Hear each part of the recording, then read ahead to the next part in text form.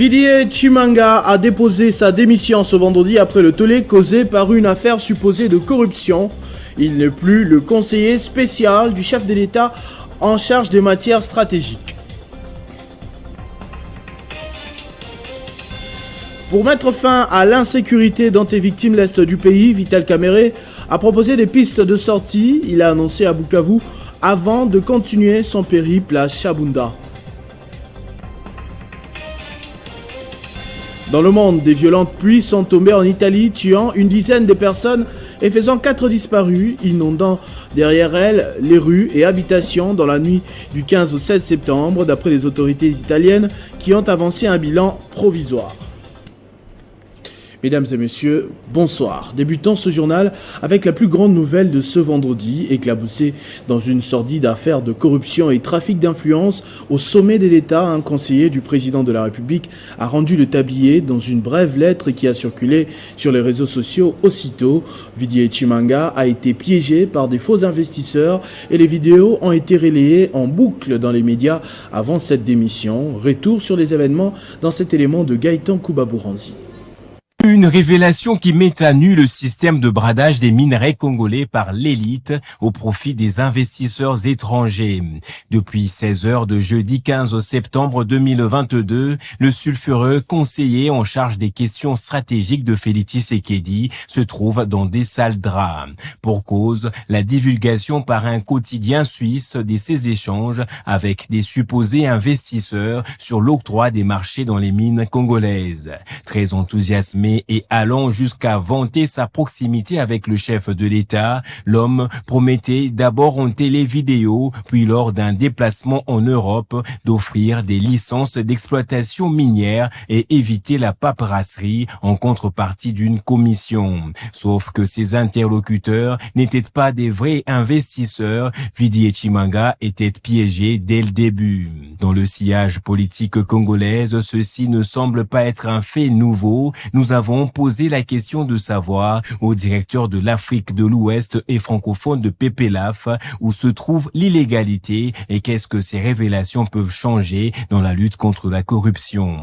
Comme une tentative de pouvoir amener les investisseurs à verser dans ces pratiques de corruption, notamment en proposant à ce qu'il puisse y avoir ouverture de comptes dans des paradis fiscaux en île Maurice. On voit très bien Monsieur Vidier Chimanga qui dit n'est pas agir en son propre nom, agir pour le compte du président.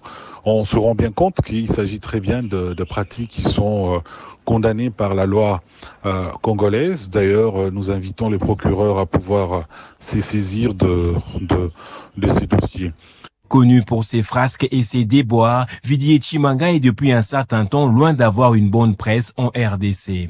Dans sa réaction, l'homme affirme être victime d'une campagne de sape et que ses phrases avaient été coupées et sorties de leur contexte. Propos également repris dans sa lettre de démission déposée dans l'après-midi de ce vendredi. Suite au scandale suscité par l'article orienté de l'OCCRP, je me sens dans l'obligation éthique de vous présenter ma démission. Mais l'affaire a eu l'effet d'un choc sur les réseaux sociaux. L'opinion regrette la vente à vil prix et à son détriment des ressources minières du pays et exige transparence et sanctions.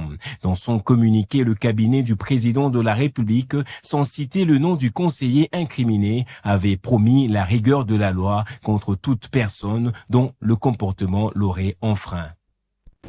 La maison militaire du chef de l'État vient d'acquérir au profit des militaires des engagés dans différents fronts contre les groupes armés, notamment le M23, une concession de 4 hectares. Elle est située à Mumba-Biro, dans le territoire de Massissi, à environ 20 km de la ville de Goma. C'est pour améliorer les conditions sociales des militaires que ce terrain a été acheté. Cette concession de 4,5 hectares situé dans le groupement de Kamuronza en territoire de Massissi à Mubambiro, a été acheté par la maison militaire du chef de l'État Félix Antoine Tshisekedi. Selon le porte-parole de la 34e région militaire, le colonel Guillaume Kekaiko, l'objectif est d'améliorer les conditions sociales des militaires engagés au front. Comme vous le savez, nous sommes en opération. Nous sommes en train de traquer les M23 et leurs alliés de l'armée rwandaise. Et pour le commandant suprême, l'objectif, c'est d'améliorer les conditions de travail des éléments des forces armées de la République démocratique du Congo qui sont engagés dans ces opérations, n'est-ce pas, des traques contre l'armée rwandaise. Vous êtes sans oublier que les éléments des forces armées de la République démocratique du Congo étaient logés ici, mais ils y étaient illégalement. Les travaux de bornage ont déjà commencé sur place à Mubambiro. Les conservateurs des titres immobiliers dans le territoire de Massissi précisent que tout est déjà en ordre pour que les documents confirmant la propriété de cette concession soient livrés. C'est un terrain qui n'est pas litigié et qui fait partie intégrante des concessions de la République. Et nous, en notre qualité de conservateurs, nous avons l'obligation de mettre la République dans ses lois. Rappelons que le travail de forage pour donner de l'eau potable aux militaires qui sont déjà installés sur cette concession ont déjà commencé. La tournée de Vital Kamerhe dans l'est du pays se poursuit avec le même succès un peu partout. Même s'il nie un caractère politique dans cette démarche, ces différents meetings ont renforcé l'image de leader qu'il a toujours été. À Bukavu, il a appelé à la mise en place d'une mystérieuse stratégie triangulaire pour se débarrasser de l'insécurité.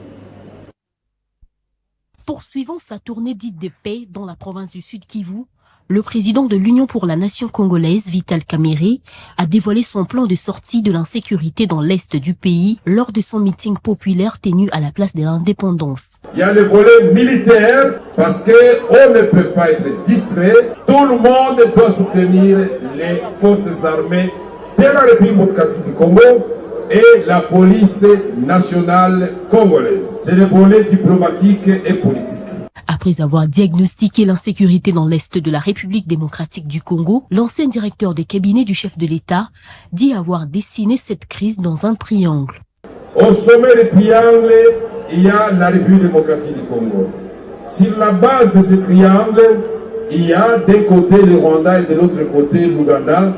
Et donc si nous voulons résoudre ce problème, nous en tant que Congolais, nous devons demander à nos frères de M23 qui se trouvent à Bunagana de libérer Bunagana, de déposer les armes et les revendications, légitimes ou pas, seront examinées en toute sincérité. Car les gens qui meurent là-bas, ce sont nos parents, ce sont nos frères et sœurs. Après l'étape de la ville de Bukavu, Vital Kamerhe s'est rendu à Shabunda, toujours dans le sud Kivu, où il prévoit participer à des cultes religieux dans des paroisses catholiques et protestantes.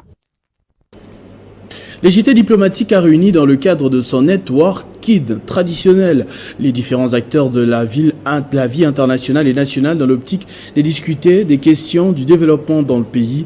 Une occasion pour son producteur associé Henri Désiré Zouzi de marteler sur l'importance de faire de la question du développement une affaire de tous. Le développement de la République démocratique du Congo est une affaire de tous et chaque Congolais doit apporter sa pierre pour y arriver. Le producteur associé du JT diplomatique, Henri Désiré Nzouzi, qui l'a si bien compris, a réuni dans ce cadre de la clé des châteaux sur le boulevard du 30 juin différents acteurs de la vie nationale et internationale pour parler Congo en vue d'écrire les conditions d'un développement durable de la RDC. Il s'agit simplement de connecter ces acteurs, gouvernement, système onusien, ambassade, ONG, multinationales, acteurs du monde politique et associatif, aux différents écosystèmes congolais. L'idée, c'est simplement de converger ensemble vers des solutions qui peuvent être profitables au développement de la RDC, mais surtout de créer les conditions d'un partenariat durable. Et c'est un moment important puisque nous avons la possibilité justement de mettre ensemble des gens qui, en temps normal, ne se fréquentent pas forcément. C'est un rendez-vous mensuel, nous avons notre émission mensuelle, ça dépend parfois bi-hebdomadaire, où nous recevons tous ces acteurs pour qu'ils puissent venir présenter les projets qu'ils promeuvent ici en RDC, mais aussi pour nous expliquer le pourquoi du comment. Ce networking qu'organise le JT diplomatique chaque mois facilite également des échanges entre Congolais d'ici et ceux de la diaspora autour des projets susceptibles de booster le développement. La rencontre permet aussi de nouer des contacts importants pour créer une synergie d'efforts entre personnes de bonne volonté visant à occasionner des opportunités d'affaires. Et vous l'avez déjà suivi sur nos antennes depuis jeudi, Bio Agro Business a lancé la vente de ses produits dans la province du Congo central. Après les succès rencontrés dans le Kassai oriental, les batteries ont été rechargées pour permettre aux Congolais de goûter à un moindre prix les délices de leur sol. Sous le haut patronage du président de la République, Félix Antoine Tshisekedi, qui accompagne les actions du gouvernement central par le ministère de l'Agriculture, après le site d'Nkwadi dans le Kassai oriental, c'est au tour de celui d'Nkundi dans le Congo central de déverser à son tour le riz dans le marché de cette partie du pays. Dans l'usine de Kimpensé, la société Bio Agro Business s'emploie à garantir la production non-stop. On a notre séparateur de paddy, il sépare le paddy non décortiqué et les cargos bien décortiqués, ainsi que nos deuxième production, n'est pas encore bien décortiqué, qui revient encore pour être séparé en nouveau. Fournir les produits de qualité, telle est la mission qu'elle s'est assignée. Madame Sarangouz, responsable de contrôle, suit de près les différentes étapes. Nous sommes là pour assurer à ce que nos produits soient de bonne qualité, propres, consommables et sans aucun déchet à l'intérieur. En plus des sacs de 25 kg, la société BAB, gestionnaire du programme volontariste agricole, met désormais à la disposition des Congolais des sachets de riz de 5 kg. Objectif, permettre à tout le monde de déguster les meilleurs de nos terres. Pour le gouvernement congolais est de mettre au chômage la famine en République démocratique du Congo et précisément dans la province du Congo central. Nous invitons la population du Congo central de se procurer de notre produit qui est le riz d'Nkundi. Avec plus de 80 000 sacs de 5 et 25 kilos déversés sur le marché, coûtant respectivement 6 et 19 $. Les lancements de la vente débutent ce jeudi 15 septembre. Mais va commencer dans le village de Nkouzi, territoire de Luozi, et à Kimpensé, avant d'aller à Kasangulu, Kisantu, Madimba, Lukala et Matadi.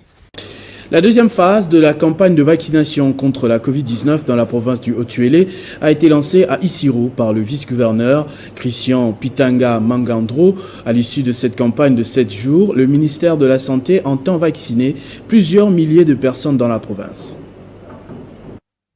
Ici, dans les chantiers de la salle polyvalente d'Isiro, membres du gouvernement provincial, de la division provinciale de la santé, autorités politico-administratives, des représentants des partenaires techniques et financiers, des leaders d'opinion et des anonymes se sont donné rendez-vous pour appuyer cette campagne de vaccination contre la Covid-19, de quoi émerveiller le maire adjoint de la ville d'Isiro. Je salue votre présence, témoignage de l'importance que vous accordez à la santé. Plus technique, les ministres provinciaux de la Santé annoncent les ambitions de l'équipe de vaccination. Nous avons les vaccins marqués Johnson & Johnson. Nous attendons vacciner 212 514 personnes âgées de 18 ans et plus. Pour les vice-gouverneurs, le gouvernement provincial reste déterminé à remplir sa part des contrats dans ce secteur de la santé publique. En vue de matérialiser la vision du chef de l'État en matière de lutte contre la Covid-19, le gouverneur des provinces, assemble avec son équipe gouvernementale, ont levé l'option d'impliquer tous les leaders d'opinion pour accompagner le dit processus. Lors de cette réunion de plaidoyer organisée la veille dans la salle polyvalente de la résidence officielle du gouverneur, chaque parti s'est engagé à jouer sa partition pour la réussite de cette campagne de vaccination. À Kamina, dans la province du Olomami, l'Alliance des forces pour le bien-être des Congolais a enregistré de nouvelles adhésions. C'est en prélude des élections de 2023, disent-ils. L'idéologie basée sur le bien-être des Congolais, qui prône l'Alliance des forces pour le bien-être des Congolais AFBC du Dr Néné Lungankoulou, est une pesantère qui attire la population de la RDC en général et celle du Olomami en particulier. Ce mercredi 7 septembre, les installations du bureau fédéral ont été inondées par une foule grandiose venue pour une adhésion massive à cette formation politique. De 14h à 19h, ils ont été là, jeunes et vieux, tenant tous leur fiche d'adhésion pour entrer dans cette famille du bien-être, de l'amour et de la démocratie qu'est prône le FCC de Joseph Kabila Kabange, que ses militants soutiennent pour les élections de 2023. Le fédéral du Olomami, Gardini Mulungu, reste déterminé comme un soldat au front sous le coaching du président national, l'apôtre Christian Numbi, pour faire flotter le drapeau de ce parti dans le coin zéro de la province. Nous sommes décidés de produire les députés à tous les niveaux, les niveaux locaux, les niveaux provinciaux, les niveaux nationaux, même au niveau des sénateurs. Nous devons convaincre les députés pour confier ça au président Joseph Kabila Kabange. Il n'est plus question d'attendre. L'heure est à l'enfitement des armes et la prise de stratégie pour la reconquête du pouvoir en 2023. Pour le Olomami, l'AFBC est non seulement un parti politique, mais aussi une solution aux pleurs et souffrances de la population qui veulent voir sourire en portant haut Joseph Kabila Kabange, autorité morale, et la mère de fer, Néné Lungankulu, initiatrice, et le coach Christian Numbi. Il y a de la place pour tous. L'AFBC Olomami appelle les Congolais à une adhésion massive pour bien affronter les élections à venir.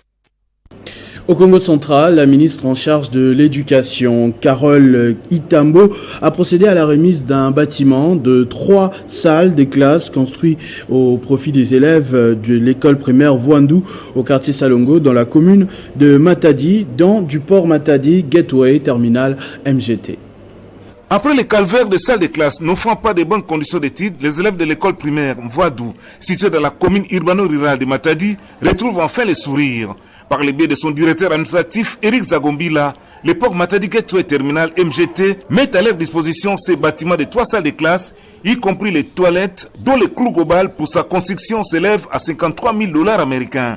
La cérémonie se déroule en présence de la ministre provinciale en charge de l'éducation, Madame Carole Katazabu Itambo, responsable du secteur de l'éducation du Congo central, des parents et des élèves. Les interventions sociales de MGT dans le domaine de l'éducation sont nombreuses et régulières en faveur de la vie de Matadi et sa périphérie. C'était dans notre vision d'accompagner le gouvernement provincial dans la gratuité de l'enseignement. Et pour nous, qui dit gratuité, dit augmentation du nombre d'élèves et ce qui nécessite beaucoup plus de bâtiments, c'est-à-dire des salles de classe et également des bancs pupitres. Raison pour laquelle les responsables de MGT n'ont pas réfléchi 2 fois pour mettre la main dans la poche et arriver à réaliser l'ouvrage que vous avez devant vous. Le directeur administratif Eric Zagombila confie les clés à Madame Carole Katazabu Itambo. S'ensuit la coupure du repas symbolique qui donne accès aux salles de classe équipées de pupitres chacune. Quand une grande société comme MGT intervient et construit des écoles pour la population, pour le bien communautaire, nous ne pouvons que l'appuyer. Ce nouveau bâtiment est un ouvrage qui fera à coup sûr le bonheur de tous les enfants qui étudieront dans cette école sur plusieurs années grâce à la magnanimité des responsables de MGT, Matadi Gateway Terminal. Rentrée des activités audiovisuelles pour la chaîne thématique théâtrale Maboké TV créée par Canal+, pour cette fin d'année 2022, ainsi que pour le début de l'année prochaine. Les nouvelles séries ont été rendues publiques au cours d'une conférence de presse au cercle gourmand de la Gombe. La première chaîne de fiction 100% en lingala, Maboké TV, créée sur mesure par Canal+, en vue de répondre aux attentes de l'ensemble de ses abonnés lingalophones, a effectué sa rentrée 2022.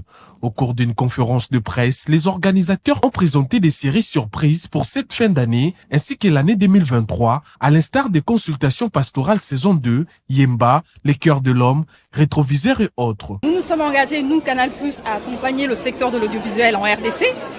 Et comment est-ce qu'on le fait? En coproduisant avec les producteurs locaux, en faisant en sorte que quand on fait les tournages ou quand on produit, on puisse former aussi les équipes avec notre plateforme Canal+ University, et aussi en faisant en sorte qu'on rémunère ces personnes qui travaillent dans le secteur pour que demain, ils soient vraiment générateurs de revenus, qu'ils puissent vivre avec leur métier. Donc ça, c'est notre engagement, nous, en tant qu'accompagnateurs du secteur de l'audiovisuel en RDC et en Afrique.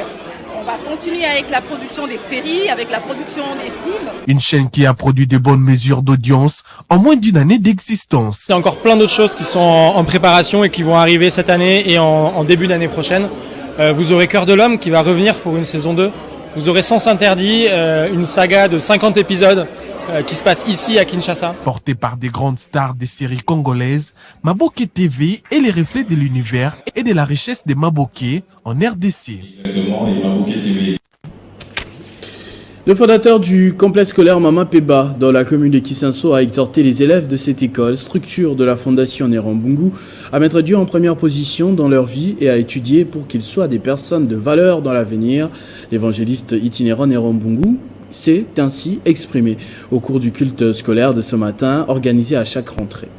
Présent à ce culte d'action des grâces que le complexe scolaire Mama Pemba dans la commune de Kinsenso organise chaque vendredi pour les élèves de l'avant-midi et chaque samedi pour ceux de l'après-midi, le fondateur de cette école, de la fondation qui porte son nom, a exhorté les élèves à placer Dieu en première position et à s'adonner aux études afin de devenir des élites dont le pays a besoin pour son développement.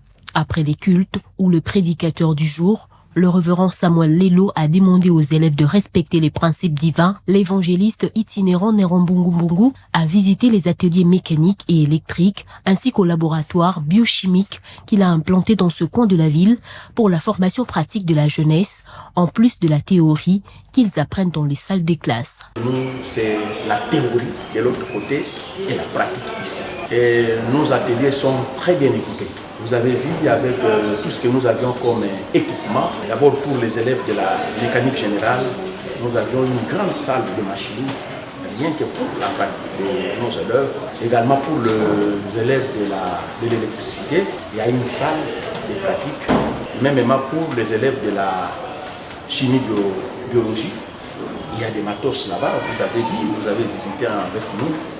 Même pour les enfants de la coupe et couture. Alors pour cette année, il y a eu débordement, donc nous avions reçu beaucoup d'enfants. Accompagnés des visiteurs, ces derniers ont encouragé l'évangéliste itinérant Nerambungu pour toutes ces réalisations qui concourent à la formation pratique de jeunes. La coordination nationale d'accompagnement des actions de Félix Tshisekedi, depuis mercredi, a l'intention de ses membres à lancer un séminaire venu tant de l'intérieur que de l'extérieur du pays. Il participe à un symposium de renforcement des capacités sur les réalisations du chef de l'État en vue d'en faire large écho dans leurs coins respectifs. La vision tient sa promesse de départ. Il faut communiquer convenablement sur les œuvres de Félix Tshisekedi et il faut se former pour y arriver. Commencer par l'IGF n'est pas un hasard. Ce service de l'État a retrouvé ses lettres de noblesse, justement, depuis l'arrivée au pouvoir de Félix Tshisekedi. Jules Lingueté, le chef des services de l'Inspection générale des finances, et son adjoint ont présenté le système de prédation installé depuis des décennies dans le pays et ont fait comprendre aux participants de ce premier rendez-vous le bien fondé du contrôle, a priori, posteriori et concomitant dans les institutions de l'État. Impressionné et très attentif, le coordonnateur de la CONPAP a remercié cette structure attachée à la présidence de la République. La joie d'avoir obtenu la grâce que l'inspecteur général des finances ait accepté d'ouvrir avec nous ce symposium. Aujourd'hui, nous sommes très convaincus que nos délégués, qu'ils soient de la France, de la Belgique, du Canada, qui sont ici, de la Tchopo, des Grands Kasaï, de toutes les provinces, repartiront après notre formation regaillardis et très enrichis car leur objectif, c'est d'accompagner le chef de l'État dans sa vision. Jules Lingueté, qui s'est souvent servi de la communication pour punir les prédateurs des finances publiques avant la justice, s'est réjoui de cette stratégie de la CONPAP qui va redorer l'image de Félix Tshisekedi et de tout le travail abattu. Ils seront le porte-parole des chefs de l'État partout ils vont passer pour communiquer cette vision et cette nécessité de tous les Congolais de s'investir dans ce combat combien important et qui conditionne le développement futur de notre pays. Les membres de la CONPAP qui prennent part à ce symposium de renforcement de capacité sur les actions du président Tshisekedi viennent notamment de Kinshasa, de la France, du Canada, du Gabon et d'autres provinces de la RDC. Ces assises s'étendent sur 4 jours à Kinshasa. À notre séminaire, cette fois, des cadres et animateurs des structures soutenant le parti de Moïse Katumbi, Ensemble pour la République, tout se passe à Goma, notamment depuis ce vendredi. L'objectif est de faire une prise de connaissance après la nomination des animateurs des différentes structures de ce parti, mais aussi peaufiner des stratégies pour les prochaines élections en 2023.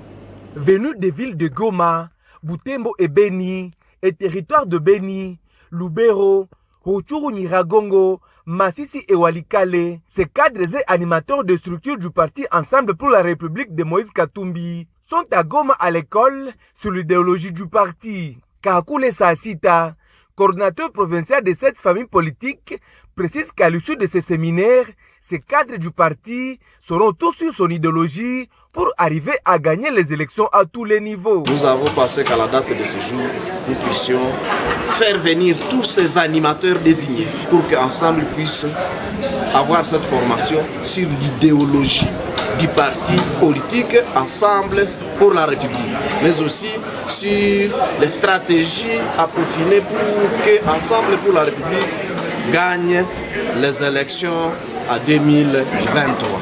Donc, il n'y a rien à craindre.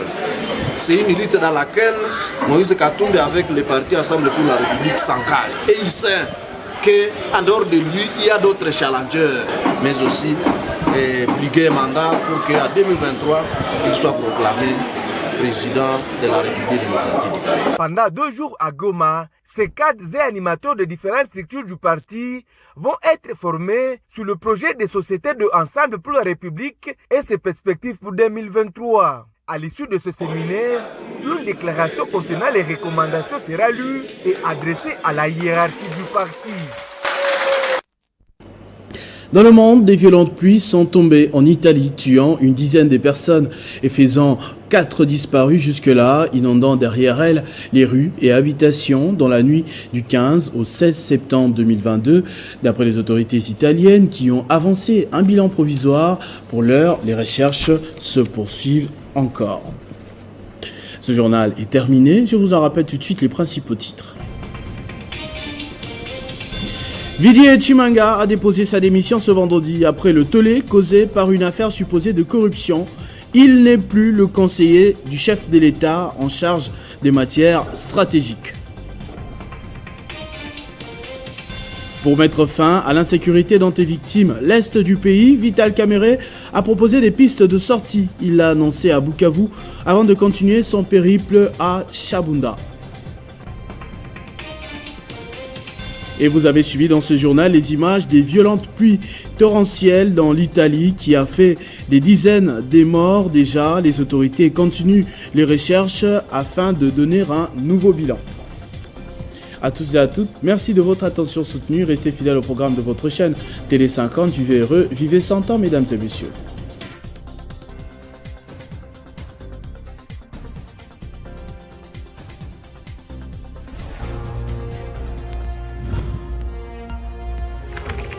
L'actualité reste en continu.